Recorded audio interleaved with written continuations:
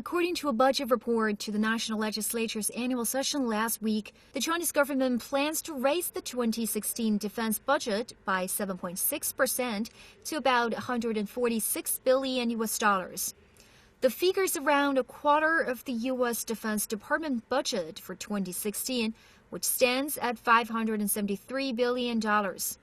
Richard Bush, director of Brookings Institution Center for East Asia Policy Studies, says this is a predictable drop. I think there's quite a reasonable explanation for the drop this year. If you were to go back over, say, the last 10 years and chart GDP, government budget, defense budget, you would find that they move together. When the economy does well, the defense budget goes up. When the economy does badly, the defense budget comes down. Faced with increasing economic headwinds, with uncertainty clouding global recovery, China saw its economy expanding 6.9% year-on-year in 2015. This was the slowest in a quarter of a century, and the government has put this year's growth target between 6.5% and 7%. Meanwhile, China is trying to reform its military. Last September, Chinese President Xi Jinping announced the cut of 300,000 personnel. Meanwhile, in the government work report delivered to the National People's Congress, Chinese Premier Li Keqiang said significant achievements were made in the military revolution with Chinese characteristics. He said China will make its military more revolutionary, modern, and better structured. The quote from Premier Xi is actually the most significant change in the People's Liberation Army in many, many years.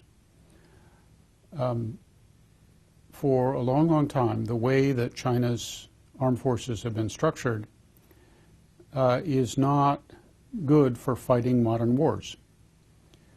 This is a problem that all countries have. The United States had it.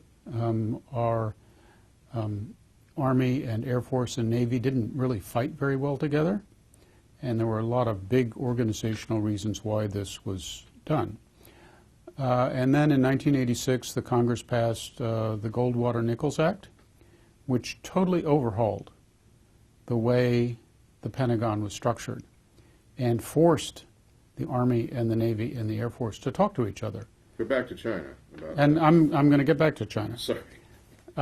Essentially, what President Xi has proposed and what Premier Li was talking about is China's Goldwater-Nichols. It will revolutionize the People's Liberation Army. China's military expenditure in 2015 accounted for 1.33% of GDP, well below the world's average of 2.6%. The per capita military spending is even less, representing only about 5.6% that of the U.S., 11% that of Britain, and 25% that of Japan.